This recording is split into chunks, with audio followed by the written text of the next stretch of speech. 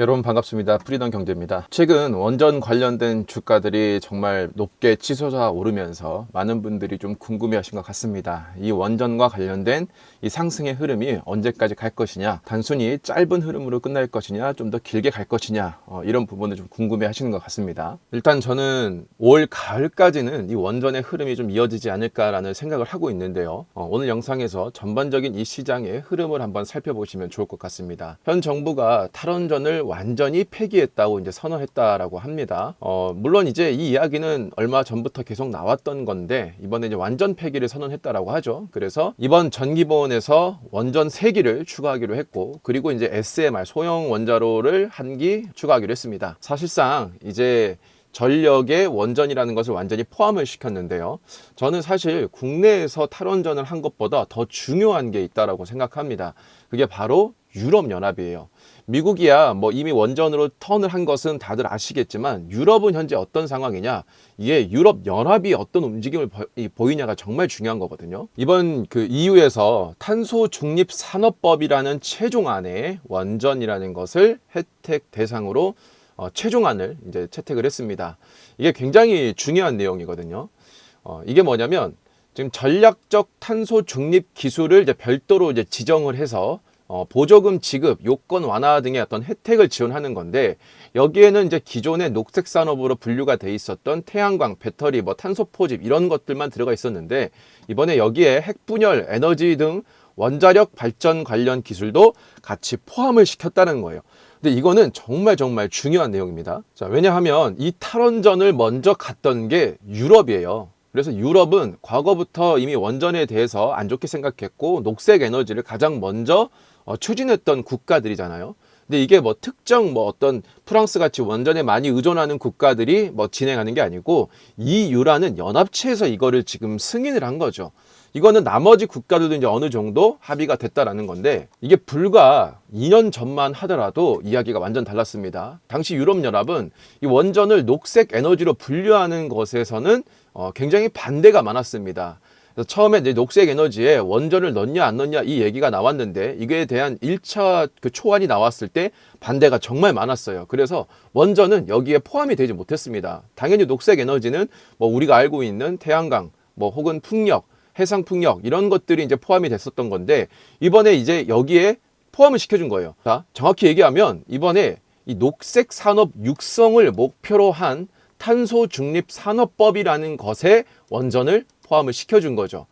자, 그러면 사실상 이거는 뭐 녹색 산업에 원전을 포함을 시켜줬다라고 봐도 무방할 정도입니다. 그러니까 이거는 유럽에서도 이제는 탈원전을 완전히 폐기했다라고 봐도 무방할 것 같습니다. 국내뿐만이 아니죠. 미국은 말할 것도 없고요. 자, 그럴 수밖에 없는 이유가 있습니다. 아무리 유럽이 환경을 생각하고 뭐 그들이 뭐 자연 친환경적인 어떤 국가들이다라고 하더라도 중요한 건 뭐냐면, 전기가 끊겨버리면 아무 의미가 없어집니다. 당연히 자기들이 편안하게 먹고 살아야지 뭐 그런 어떤 이념도 추구할 수 있는 거 아니에요?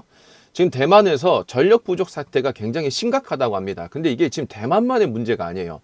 한국도 불과 한 십몇 년 전만 하더라도 뭐 1, 2년에 한 번씩 대규모 정전 사태가 발생할 뭐 그런 일들이 뭐 잦았거든요. 지금이야 최근에 없어졌지만, 물론 지금도 계속적으로 전력 수급에 대한 부분들을 과거 데이터를 가지고 잘 분석하고 대응을 하기 때문에 이런 대규모 정전 사태가 발생하지 않는 거지, 얼마든지 우리나라도 그런 사태가 발생할 수 있는 상황에 직면해 있는 건 맞아요. 그런데 대만은 이게 지금 실제로 그게 해당이 되고 있다라고 합니다. 지금 지난 7년 동안 대만이 대규모 정전 사태만 4번이 있었다라고 합니다. 뭐 소규모 정전 사태는 뭐 수백 건이었다라고 하니까 말할 것도 없죠. 지난 4월에도 사흘간 여러 차례 전력 부족 사태가 발생을 했고, 2022년도가 500만 가구, 2017년도에는 700만 가구가 피해를 봤다고 합니다. 그런데 지금 중요한 건 뭐죠? 이때보다도 지금 전력 사용량이 폭발적으로 늘어나고 있어요. 그러니까 앞으로 이 사태는 더 심해질 건데, 그럼 지금 우리가 전 세계가 미뤘던 그런 그린 에너지, 청정 에너지만으로도 이거를 다 뭐 감당할 수가 있느냐? 그거는 불가능하다라는 거죠. 그래서 이제 전 세계, 유럽을 포함한, 뭐 한국을 포함한, 유럽을 포함한, 미국을 포함한, 뭐 그냥 전 세계가 이제는 이 방향을 바꿀 수밖에 없다라는 거죠. 자, 그래서 이 대만의 전력 부족 사태가 직면한다라고 하면은 뭐 반도체 산업에 뭐 큰 타격을 줄 수 있다라고 하는데, 사실 뭐 이 부분까지는 모르겠어요. 대만도 설마 자국의 어떤 대만이라는 국가를 기둥을 바치고 있는 반도체에다가 그 정전을 주지는 않을 것 같아요. 뭐 그건 최악의 상황일 것 같고, 어쨌든 그 안에 어떤 해결을 봐야 될 것 같은데, 그래서 지금 원전이라는 게 아무래도 건설에 시간이 좀 오래 걸리고 문제가 좀 있다 보니까, 그래서 지금 좀 단기간에 일반적인 원전 건설보다는 단기간에 할 수 있는 게 지금 SMR 소형 원자로잖아요. 그래서 이번에 한국에서도 전기본의 소형 원자로를 한 기를 추가를 시켰던 거고, 역시 미국은 대단합니다. 자, 최근 나온 기사를 보면 빌 게이츠가 설립을 했던 2008년도에 설립을 했던 테라파워가 드디어 미국에서 첫 소형 원자로 SMR의 착공에 들어갔다라고 합니다. 물론 이제 착공이라는 것은 이제 저희 이제 땅 파기 시작했습니다. 이제 이걸 얘기하는 건데, 중요한 건 그걸 스타트를 했다는 게 중요하죠.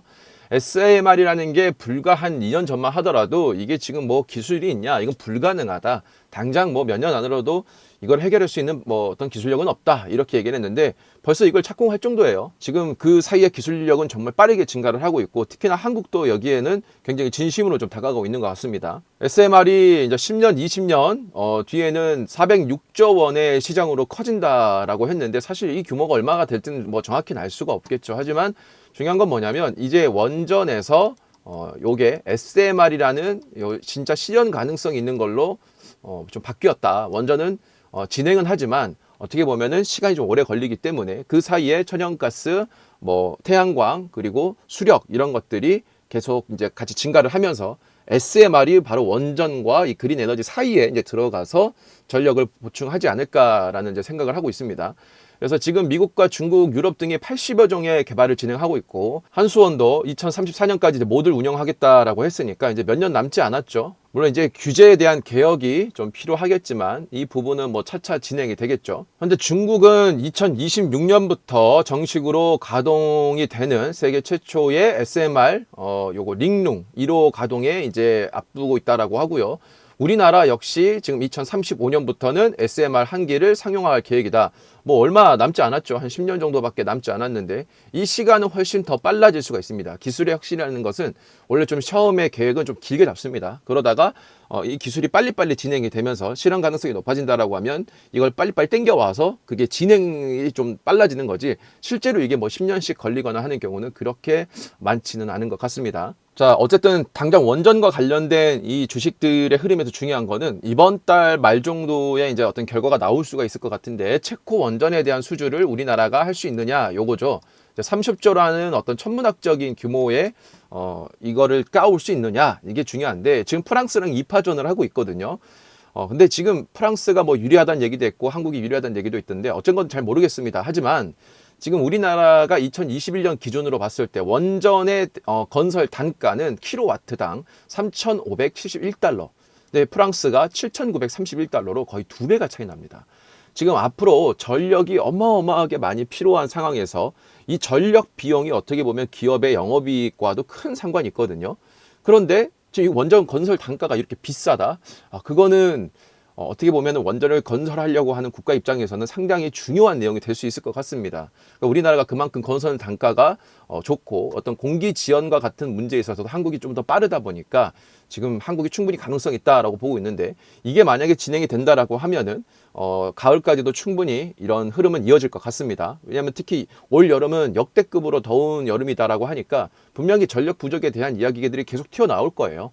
그렇게 되면은 당연히 그 관련된 주식들의 흐름은 여름, 가을까지는 이어질 수 있다라고 저는 보고 있고요. 그리고 지금 당장 이 체코가 만약에 수주가 안 된다라고 하면은 흐름이 조금 깨질 수는 있어요. 그래서 중요한 거는 이번 달 말에 체코 수주가 된다, 안 된다, 이건 우리가 아직 알 수 없지만 그거를 확인하고 나서 원전에 대한 부분들을 일부 좀 매도를 할지 아니면 더 훨씬 길게 가져가서 수익을 키울지, 이런 부분들은 좀 지켜보고 우리가 판단하면 될 것 같습니다. 어쨌거나 지금 원전은 과거와는 다르게 우리가 뭐 반짝 진짜 한 일주일, 2주일 원전이 잠깐 오르고 끝나는 그런 이 시기하고는 분명히 달라진 배경들이 있어요. 그래서 이런 배경들을 여러분들이 좀 이해하시고 주가가 상승하더라도 좀 차분히 기다릴 수 있다면 좀 수익을 크게 키울 수 있지 않을까라는 생각을 가져봅니다. 오늘 영상도 도움이 됐다면 좋아요, 구독, 알람 부탁드리고요. 다음 영상에서도 좋은 내용으로 인사드리도록 하겠습니다. 저희 멤버십은 특정 종목을 언제 사서 언제 팔라 이렇게 알려주는 것이 아니라 제가 시장에 대한 분석과 산업에 대한 분석, 차트 분석, 그리고 여러 가지 기법 등을 통해서 여러분들이 스스로 투자를 해서 성공할 수 있게끔 키워주는 멤버십이다라고 생각하시면 될 것 같습니다. 매주 목요일 현재 라이브 방송 외에 제가 지속적인 브리핑과 산업에 대한 설명을 드리고 있으니까요. 함께 하시고 싶은 분들은 멤버십을 가입하시고요. 저희 멤버십 전용 카톡방에 들어오셔서 다양한 정보 받아가시고요. 소액인 멤버십의 비용 대비 분명히 훨씬 더 높은 이익을 얻을 수 있을 거라 제가 확신하고 있으니까요. 함께 어려운 시장 걸어가면 좋을 것 같습니다.